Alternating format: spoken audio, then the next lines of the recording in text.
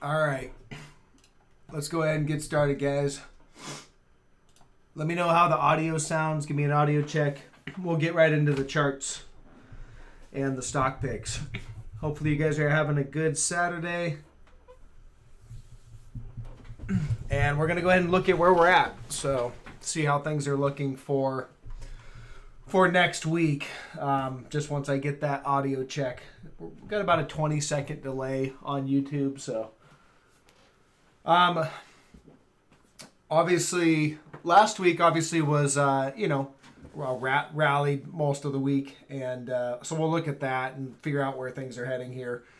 Okay, sounds like my audio is good. So let's get into the broad analysis, and then I'll go through some individual charts you guys want me to look at. We're looking for trade ideas, obviously, so if you have something that you think is interesting, put it up in the comments. Try to keep your picks, your stock picks, to one or two. It does help so that everybody gets an opportunity. All right, we're going to go ahead and look at, here's the broad market. Now, I'm really focused, obviously. I'm almost always focused on the triple Qs just because, when the markets move, triple Qs usually moves in larger larger percentages. So I prefer to trade the triple Qs. But and IWM can be good as well. But this week especially and next week is very tech focused. And in general for most of this rally, what I am still assuming to be a bear market rally is pretty much tech, and it's just like large cap tech. So the rally that's going on has really just been a handful of stocks, the FANG stocks. Everybody's piling into those. There's this narrative going around that the FANG stocks are now a safe haven trade. I've heard it. It's obviously what's in the headlines. Must be on CNBC. I don't really watch CNBC, but that must be what's on there because I've heard it from a couple people, just retail people that they believe it's just the narrative, and so that's what they're being told. All right, and again, it's the same thing with the inflation thing. That was the transitory inflation. That was the narrative going around on TV. I heard it from many people that inflation is going to be transitory, and I didn't really believe that. I said, no, I think inflation is going to be sticking around for a while, and pointing to certain things like oil, and oil and ag commodities, things like that. So, again, that's just the narrative. So that's who's taking this trade basically is the mainstream, and what we're looking for, especially as a short, when we're trying to short. All right, we're in a bear market, so it's definitely critical to really be more focused on shorting. Now, I don't want to short after a 30% drop. Am I dying to jump into shorts, and am I going to be chasing shorts and telling everyone on this channel, hey, I think we should short now? No, that's not where I'll be at, most likely at least. I mean, maybe it depends. I mean, I'm not going to be adding to shorts when we're down 30% or if we fall that much. But am I going to, I'll probably be looking for longs. But do I want to short after a rally in an ongoing bear market that has not been proven to not be in a bear market? Yes, I want to short after a bear market rally. It's kind of like buying low, selling high. If you want to go long, here's the daily chart on triple Qs. If I want to go long, I want to buy when no one else wants to buy. I want to buy it cheap, down here, and then I don't want to buy now. Okay, I want to short now, especially because we have not been proven to be outside of a bear market. And so let's look at the charts here. Here's what we got on Friday. All right. Yes, we popped above the recent range, so obviously I was wrong about the top on the May 31st call. I said the exact top. I said it's a limited upside, and I still kind of stick by that. It's really hard to say this right now to the penny is the top. It's very tough to say that. So it's limited upside. That's kind of the call I'm making. It means, look, we're in the area where, yes, they can kind of creep it up a little bit, run it against our positions a little bit, but I think the upside is relatively going to be small and limited. Now, again, if they keep closing up and we start breaking specific trends and breaking the divergences and things like that, then it's not the top and I'm just wrong, But until then, I don't see any indication that I'm wrong yet. So you look at Friday, And look at that. All right. We've got, this is the range we've been in really since May, entire month basically. Look, very tight trading range. Okay, so the bulls, they come out and pound their chest when the market does this, and they're completely silent when the market does this. There's no difference between what happened, really the last few days versus what happened the previous days before that. Look, a couple days before the rally here, we were dropping. So are we extremely bullish? If you could say, yeah, we've closed the week bullish, but the previous few days was just as bearish as the last couple days were bullish.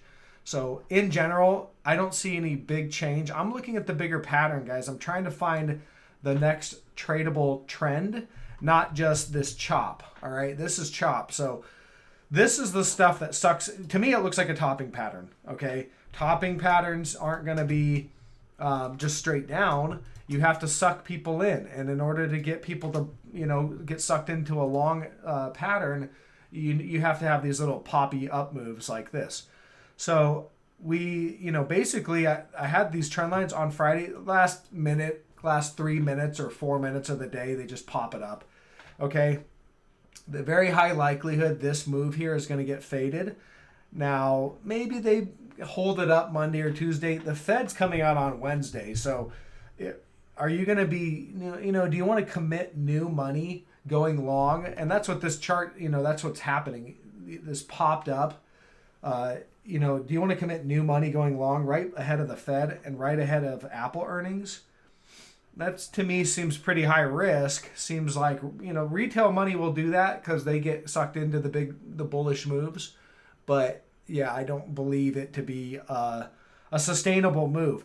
And then if I look at the daily, as bullish as, the thing is, if you're just following price action and you really get sucked into like, this is what's happening right now, and so this is what is going to continue to happen, because that's kind of how these like strong up moves suck people in, is, they see it moving up and they're like, oh, it's going to go up next week and the week after, and it's just off to the races up. That's not guaranteed. And if I look at the momentum, all right, if we look beyond just the little price action, we're still diverging, meaning the move going higher is losing steam. That's what this is telling us. Less and less people are interested in buying at higher and higher prices. And when you have, it's basically indicating that the turning point is getting closer and closer. All right. So doesn't mean that it has to turn on Monday or Tuesday, but I don't know when it's going to turn, and nobody does. All I know is the probability is becoming more and more, is higher and higher that the market's going to turn. So again, I want to short, and I want to remain short, and that's what I'm looking to do. So no change there, really.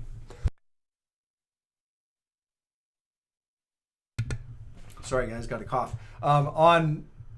That's it, guys. That's really all I can go is we have this is a divergent high right here, which means there's a high probability that this divergent high right here and now is going to get sold into, whether that's Monday or Tuesday.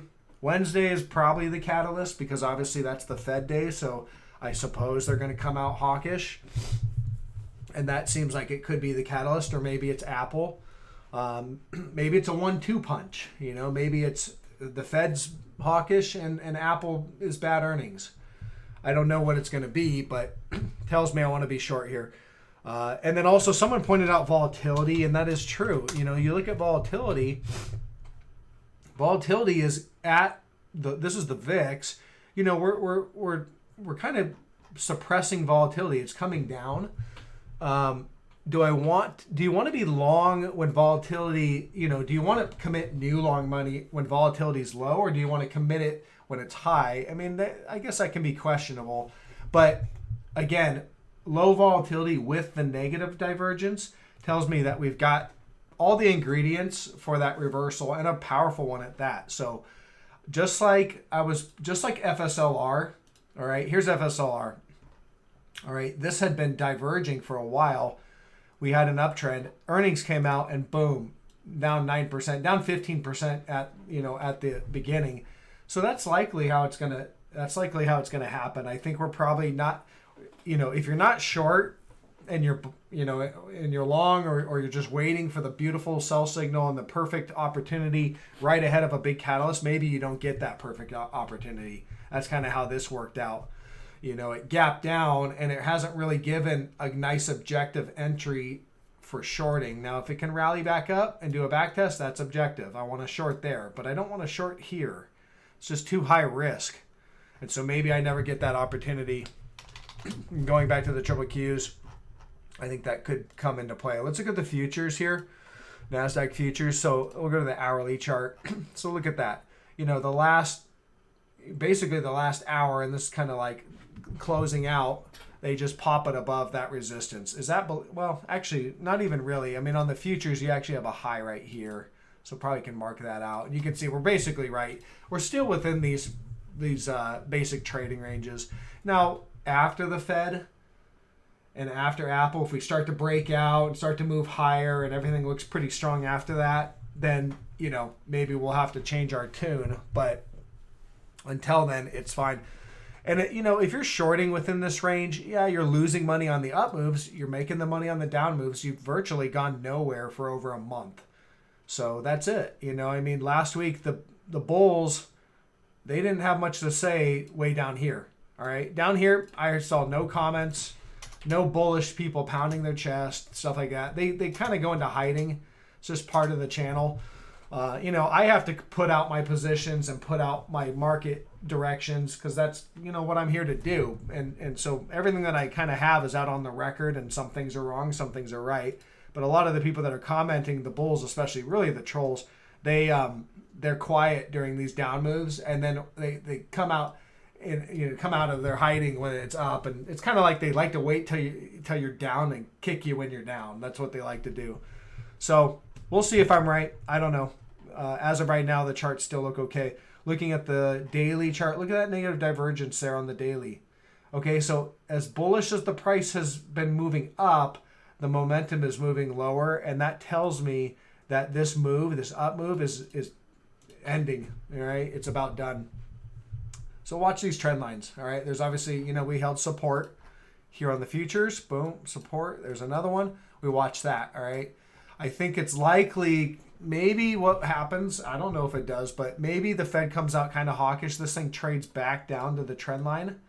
And then Apple comes out the next day, Thursday, and they gap this thing down. And basically trades down in the after hours. I don't know.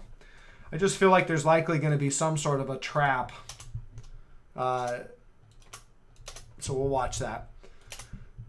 What else can I say about the NASDAQ futures? I mean, or really just the NASDAQ. I don't think there's much more to really cover than that. We can look at Apple. Obviously, that one's coming up. And then we'll get into your guys' stuff. So look, this is a bearish rising wedge pattern. I don't make the patterns. That's what it is. All right. These patterns typically resolve to the downside. All right. So the retail money, the people just chasing price, they don't even look at this stuff. They just are bullish when the price goes up, and when the price goes down, they're either quiet or panic selling or become bearish basically.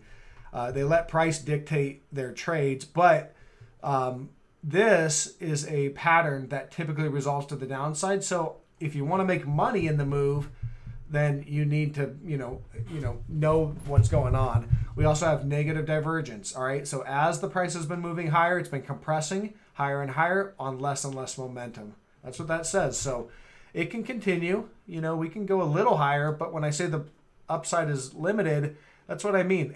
Look, when you hit resistance, I say the upside is limited, okay? And then the next time you make a high, just kind of highlight what I'm talking about. The next time you make a high, here was the former high. So if you shorted at that resistance line, that's where it's objective to short. You were profitable, and then boom, it makes another high. And that's about 0.5%, 0.7%, up to about 1% intraday. Okay, the upside was limited. That's a marginal new high, a divergent high. Then you come down, boom, they make another high.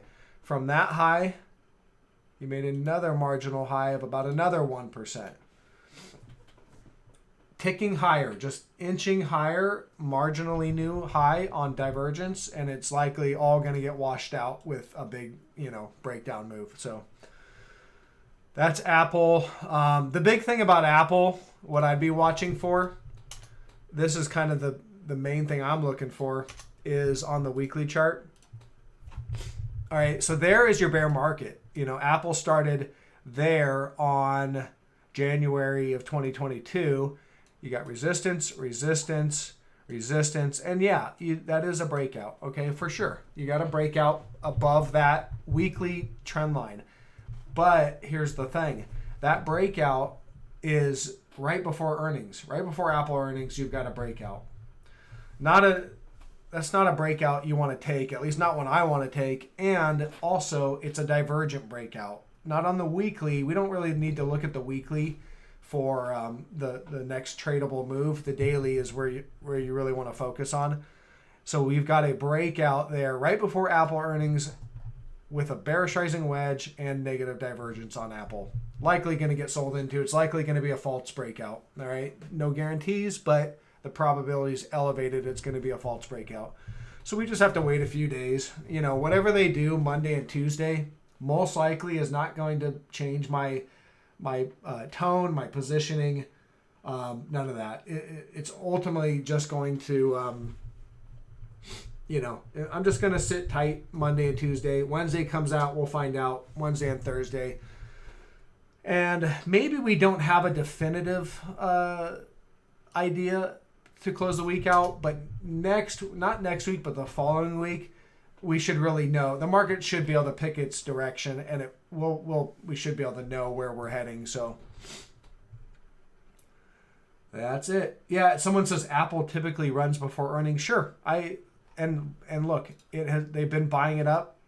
Here's your last earnings right here, okay, and obviously kind of sold down after earnings, and then it ran up into earnings. All right, so Apple, it's run up into earnings. Earnings come out. I think we sell down.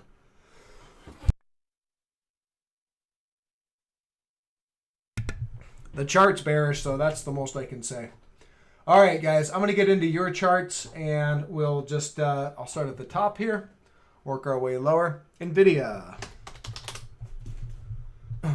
No change. I mean, look, if I wasn't, why would I change my position? I'm still short. We have a bearish rising wedge. We have negative divergence. We have a breakdown. Now, it's correcting sideways as of right now. So, it could correct sideways and then continue to rally. But there's nothing telling me that it's, finished with its move to the downside yet. So resistance right up there, just kind of chopping sideways.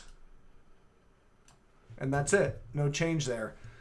So we just have to watch, the triple Qs and Apple are likely going to dictate where this thing goes next as well. Good size run. I think if NVIDIA's the resistance is right about 287.63. So yeah, they could pop it right up to there. I don't really want to see it going much beyond that. 287.50-ish. We start getting a daily close. You get a daily close above that 287.50-ish. As long as it's not just a couple pennies or, just a decent daily close above that, probably going to want to stop out on that because that's kind of a former high. I really don't think it should break beyond that former high. So, that'd be a key level to watch for wanting to stop out on that one. Until then, we're looking good. We've got obviously a big week next week. AMD, so that will be very similar. Just another semiconductor. You got some resistance right here. 88, 82, pretty much closed right at it. And there's some resistance up at 100. It's kind of right in the middle of this range, so it has negative divergence. So yeah, I think this is going to just whatever NVIDIA does, this is going to probably do the same. Earnings coming out though next on Tuesday, so this will be dictated in the short term by earnings. I don't know which way it's going to go. It's on Tuesday, so it's ahead of the Fed. You know, they could pop it up to here to like up to this 100. Something to watch for. I'm not going to trade this ahead of earnings, so. And CVS.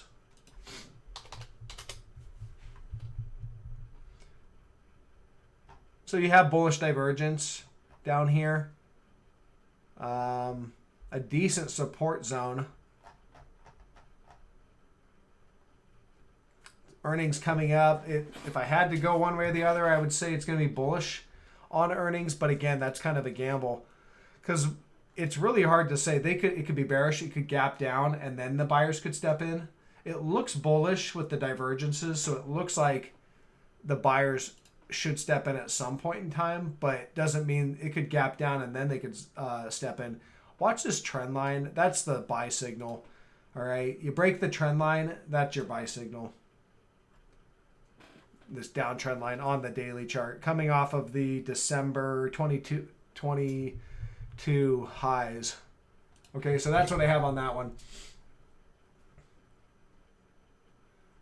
Nat gas and gold. Let me look at nat gas. This one I haven't been super into lately. It's kind of chopping sideways. It's definitely diverging. Yeah, that's kind of a divergent low. I don't have a good read on it, to be honest. UNG, that one looks a lot cleaner for a divergence. So those are divergent lows. It looks like it's building a bottom to me, but no real breakout buy signals. I'd be more interested in being a bull and being long on this than I would short. All right, I don't have enough to say I want to buy it right now, but it looks like it could happen soon. Okay, so that's that. And then gold. Start off with the gold futures.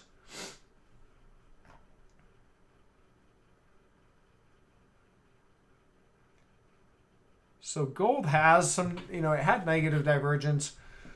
I can't say it's bottomed. I think maybe a little bit more downside, possibly down to this reaction level here. Let me check this one here. Yeah, I think there could be a little more downside in gold, to be honest.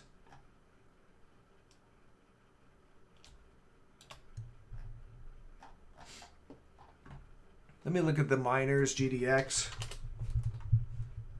Now, these are at support. That is some support right there. Sitting at about 33.40, 33.50, somewhere right there. No real divergence on the miners either. You can see here it made a new high. So those actually, that looks like a buy zone. It's objective to buy there for sure. Could pull back more, maybe not. Down to this 30.75. I don't see enough in the charts that tells me that's where it's going to pull back to. I mean, it could though, but it is objective to go long here at this support. You break support, probably going to go down to the next level of support, which looks to be down here. But yeah, that's what I'm seeing on the miners. Let me look at the largest miner. See, like here's Newmont sitting at the support 46.67. You got the 200-day just below.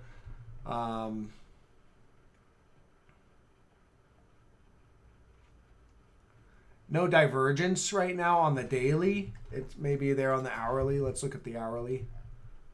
Yeah, see, you have some divergence there on the hourly right there. So these little spike down lows, they're divergent lows. It looks decent. Yeah, I might have to check that out. Probably need to get through the Fed. The Fed is really a big mover of interest rates, and the dollar and gold and all that. So before I take a position, I'll probably want to wait for the Fed to clear out. All right, so that's gold, EA, and XOM. We'll just do one of those, XOM. EA, is that Electronic Arts? Well, maybe we'll look at that. Here's XOM.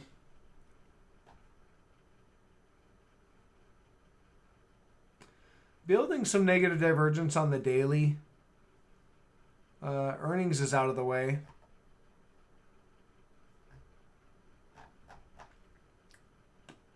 I don't have enough to go off of. I mean, I think you're probably going to pull back to this potential trend line here. This was my former trend line. It got violated. It was a false breakdown there.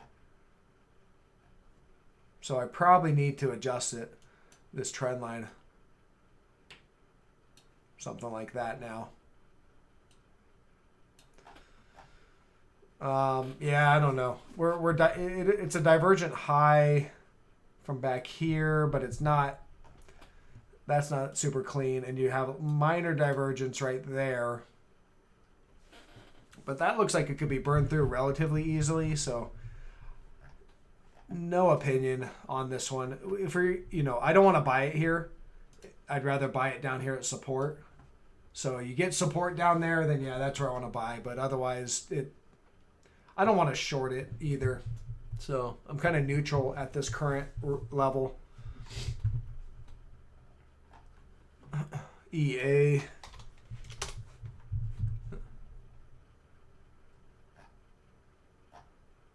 Earnings coming up, so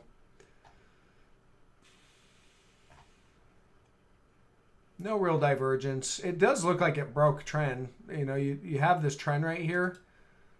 Right about there. And there's your breakdown. That's a gap down and a sell signal. Didn't really have negative divergence on that daily, but it's probably there on the hourly. See it? See how the momentum? This is what happens, guys. Just extrapolate this out to the larger picture of what I'm talking about, triple Qs. Doesn't have to play out, but look, the momentum was dropping off all through here. All right, drop.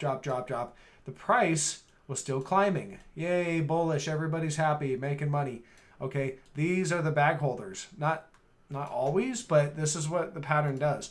So your people that follow price, they don't get out. They're just happy. Everything's up, and then all of a sudden gap down. Oh, what the? Why did that break down? Go to CNBC and let me find the headline. It tells me why I lost money. So that's a sell signal. And yeah, so I guess lower, probably a little lower. Let's look at the, you got this spike up candle right here. Let me see if that correlates with anything. Nah, not really.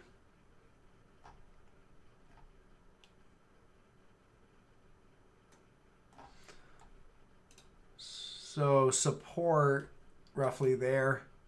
Okay, so you break that, you head down to your next level of support, which is probably right about there. 120.14. Just an hourly divergence, so it doesn't necessarily mean it's going to play out for a huge amount, but I think there's probably a little more here. I think you're probably going to run back down to this 124 and probably head down to 120. And then from there, I don't know. Okay, so, hey, thanks, MB. Appreciate the super chat. Very, very generous. Thanks for the vote of confidence. All right, so let's see here. CRM, that's Salesforce. Diverging, tech stock, treat it like triple Qs, basically. Negative divergence on the daily. All right, so the daily divergences are usually indicating the next major trend. Something like this, guys. Something like just how this was a, this kind of is a major trend here, up 50%. That's what we're looking for the down move. The next major trend. That's what I'm trying to catch. I'm trying to catch this stuff. I'm not worrying about this, all right? I mean, we have the good setup. I'm looking for this, all right? This is not where I'm concerned. But sometimes this takes a time, it's taken a month so far. And so we have to ride out the chop, hear all the talk, and everybody likes to run their mouth. And then, if we're right and we catch this, then all the talk and people talking up here, they'll be quiet basically. So, and then when it rallies, they'll show back up again. So there's your divergence on the daily.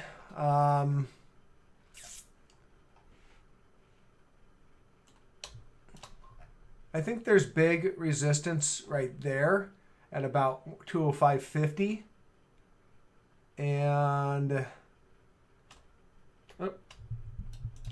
that's a level that I had. Yeah, looks like it's topping, guys.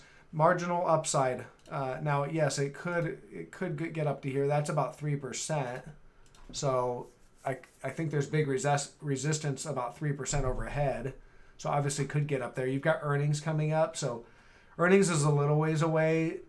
So they could, try to hold it up ahead of earnings, or maybe it tanks. I don't know.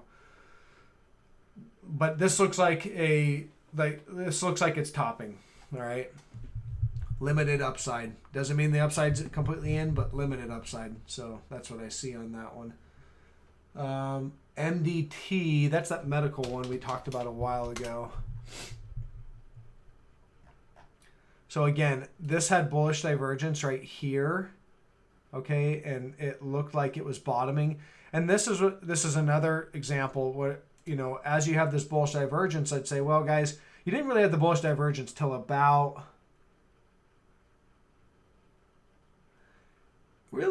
right in here, is where you started to have it. You also had this bullish falling wedge pattern. It's objective to buy at support of that wedge, which would be like buy there, buy there, buy there. That would be objective. Or you buy on a breakout of the wedge, which would have been right there. Or a back test, which would have been right there. These are the objective areas. You buy there, you buy there, you buy there. You could buy on the breakout. You could buy on the back test. Kind of four buy points. And, you're profitable, at this point. So, and just how that bullish divergence was building, I would have said, look, marginal downside. Now, yes, from like this point, it fell 5%, maybe roughly 5% more to the downside. From this point here, maybe 6%. So again, if you bought it when the divergence first started to show up, which was right about there, then you would have gone underwater about 6%. That's the marginal downside that I would talk about, like limited downside. And if you held that, you're profitable now by 12, 13%. All right? Risk reward, guys. Limited downside, not complete, nothing's guaranteed, but that's what we got going on here. You had a 5%, 6% drawdown, and you're up, 12, it's a 2-to-1 right now, risk reward ratio. So, and where it's at now, you're probably going to get a little pullback, I would think, but looks bullish to me. 87, 85 is a decent buy point, maybe right in here at this 87-ish. And then resistance overhead.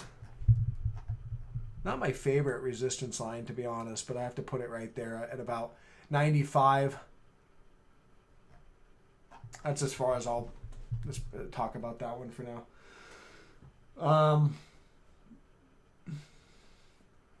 Spot, I already covered CRM.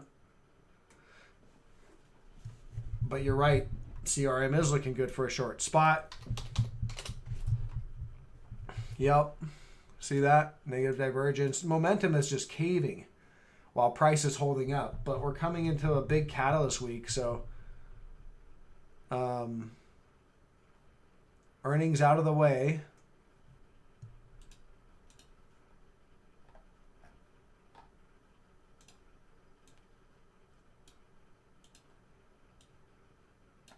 Probably go with this trend line right now.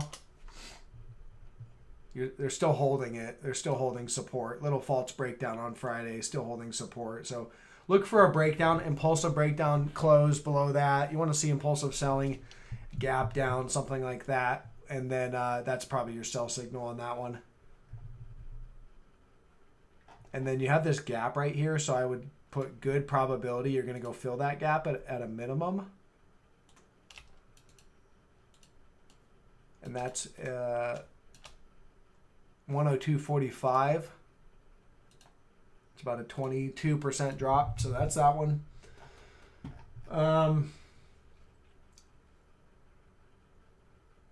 Let's see here. I want to cover that real quick, just because I know we've been in that one. Not working out yet, but I still like it, honestly. I mean, it's definitely gone to the area where we're getting close to being wrong and needing to stop out, but not yet. I think it's still okay. The pattern is there for us. We have a bullish, big bullish falling wedge pattern. Okay, we have bullish divergence, big bullish divergence. It looks bullish to me. Now, yes, to me this looks like a washout move. Okay, just the same as sometimes when you have a bearish rising wedge, you'll have a move to the upside, and that move is usually pretty fleeting. It clears all the stops, the weak hands, and then it reverses. That's what I think this is. So we're clearing people out, and I think we're going to reverse and start that big move up. Doesn't have to happen Monday or Tuesday, but I think it's soon. So I'm going to stay in this one for the time being. I'm going to give it a little more room. I kind of, there is some support down here at 598. It looks like decent support. And so somewhere right in there. So yeah, maybe it wants to go a little lower.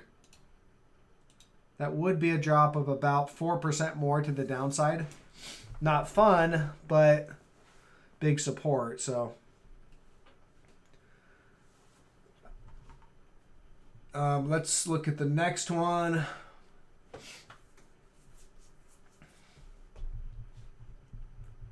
MCD and Facebook.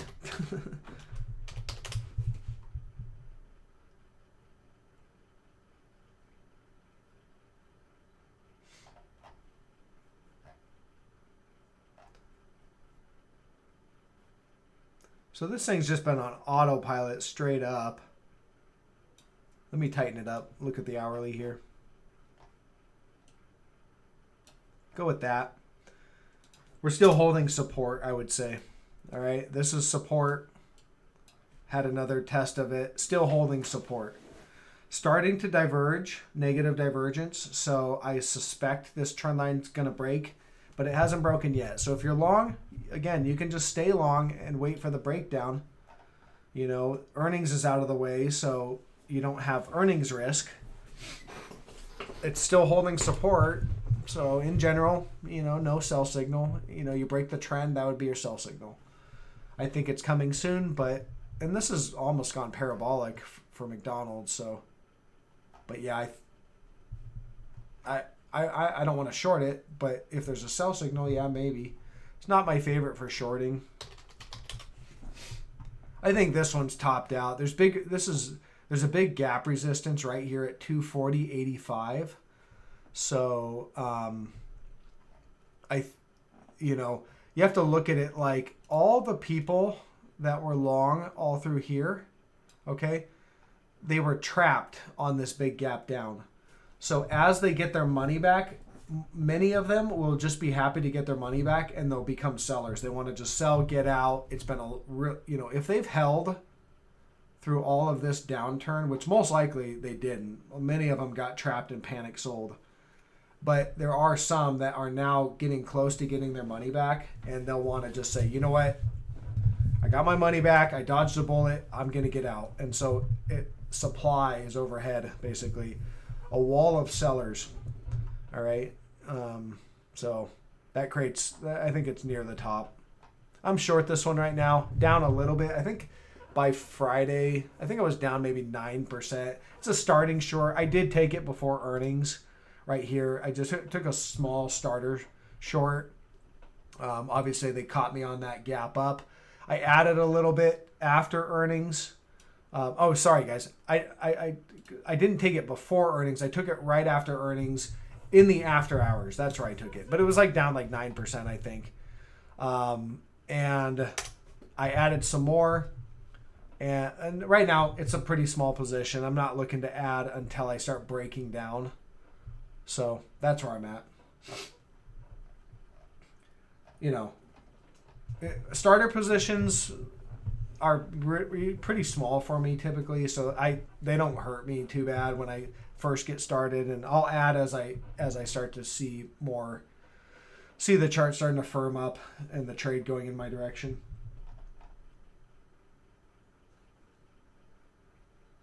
Okay, we got, let's see here, pins. Take a look at that. I know that one, I thought it dumped on earnings. Yeah, it did. So there's my trend line of support, and it was broke. That's what I have, sell signal. But again, there was divergence indicating that look at the negative divergence. So you diverge, and you move up. Let's see how high this thing went from there's the first sign of divergence really. And it went up a total of, it did go up about 13%, as it continued to diverge higher and higher. But that's been broken now. You're below the 200-day. You're below this trend line. Maybe I could adjust this. But see, I can't really do that. Yeah, I mean, you could say that.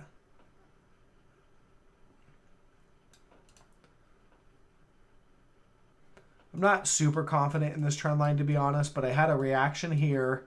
I had these reactions, and I had this reaction. So I think that's enough to say I like this one better than adjusting it. So I'm going to say it's a broken trend line, and it's a sell signal.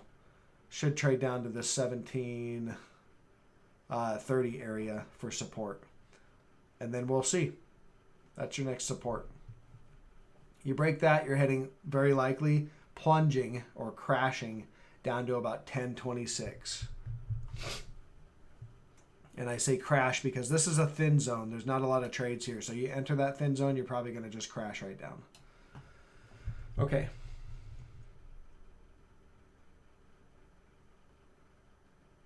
Let me just make sure I'm didn't miss anything. ENPH. Sell signal. Obviously came on earnings. Yeah. Hard to get short, though, and this is what I'm talking about. I think this is going to happen in the triple Qs. I think there's going to be a trap. They're not going to just, roll over and... I mean, maybe they will, but... roll over and say, okay, bulls, that was fun. Go ahead and take your profit. I think, and give everybody plenty of time. I think it's going to be they're going to wake up and be like, oh, man, what? So maybe that's on Apple earnings.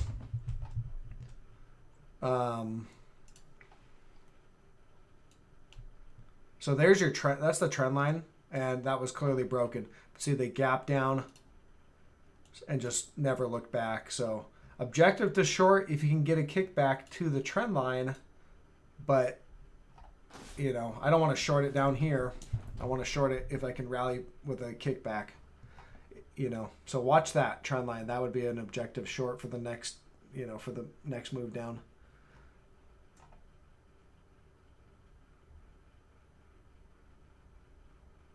There's your support. This looks like pretty decent support right here.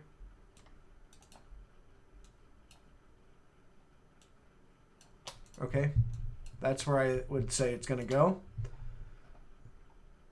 Down to 116.23. All right, from, and then you break that and we're going a lot lower. Okay. ASO for a short. Let me look at that one.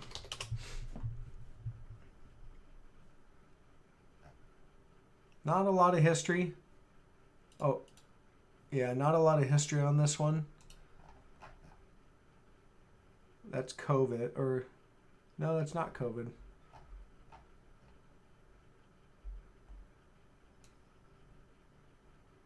Nah, I don't know. I think someone says there's a short here, and maybe you're looking at this thing here. It's still at support, You've got divergence, so yeah, I think you're going to break, but I think it's probably still at this support line. So you need to see that break to get your sell signal. And then you'll probably likely head down to the 200-day for your next, for a nice target.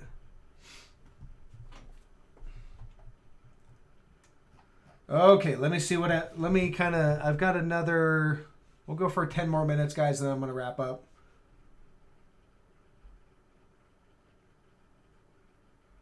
Or maybe 5 more minutes. I got to take my kid to a soccer game. FSLR, I covered that one. Cat. Let's look at Cat. Still holding that support right there at 210.81. So kind of range bound. Top of the range, 226. Bottom of the range, 211. That's it. Some bullish divergence right there on the daily too. So that might be the bottom for Cat. Maybe not. I don't know.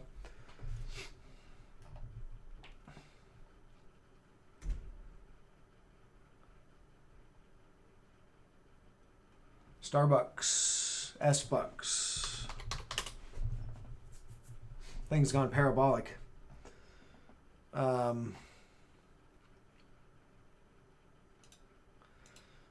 Parabolic right into earnings. I don't know about that.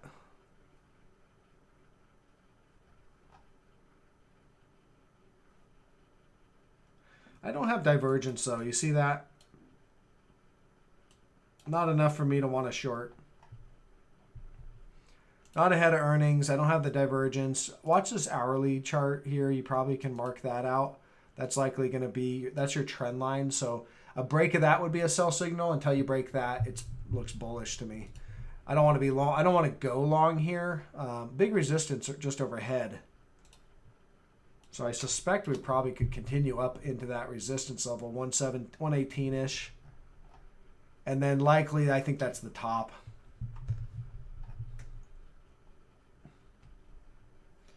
TNX, well, that's your interest rates. So it's those are continuing to trend higher. Here's my bull trend on the daily chart in TNX since the COVID lows. Support, support, support, support, and still holding trend. You know, there is some divergence there, but still holding trend. So watch that. A break of that, and interest rates are going lower, and that's likely due to recession. Okay, so, and you know, you see recession. The market's not going to rally when the economy's falling apart. You know, it's going to come down.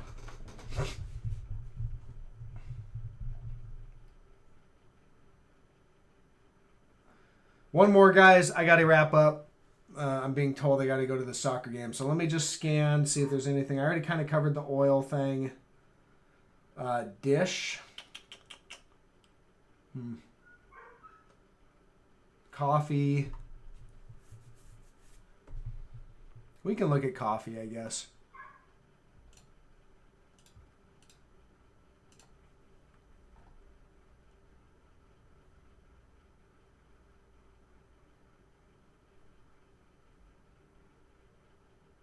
So this high that it ran into resistance right here, and again, guys, I told you I was selling mine. I sold mine right there. Ran into resistance and 58.65, and it was a divergent high. All right, negative divergence up there. So you know, they'll probably try to hold it at this 200-day. Kind of in the middle of the range right now. This is potential trend line, but not I don't have enough data points. So right here and right now, right where it's at, I don't know. I think it could rally off the 200. I think it's very likely you get a bounce off that 200. For right now, I would say I'd want to be a buyer at the 200. Okay? That's it. I don't have a huge read on it, but you probably at least get a bounce off the 200. I'd be more bullish than bearish on this. Okay, guys, I got to wrap up. So thank you for joining. Thanks for participating in the channel. Hopefully you guys are finding value. Check out the course if you haven't done so. Link in the description of my videos. If you're not a private member, feel free to join up. I'm giving you guys additional insights. What you see on the public channel and the end of the day videos, a lot of times doesn't have the full context of what I'm telling the members. Okay, oftentimes for the last couple weeks I've been giving the top of the range, saying, okay, this is probably the top. It's been selling down from there, and then it's been rallying up, and then at the end of the day, it's maybe closing up there. But there were several trades for many people at resistance, and that's all in the private member group. So join up, link on that one, and I will catch you guys on the next one. I covered FSLR already, so you can go back and look at that one. Okay, guys. Catch you on the next one. Bye.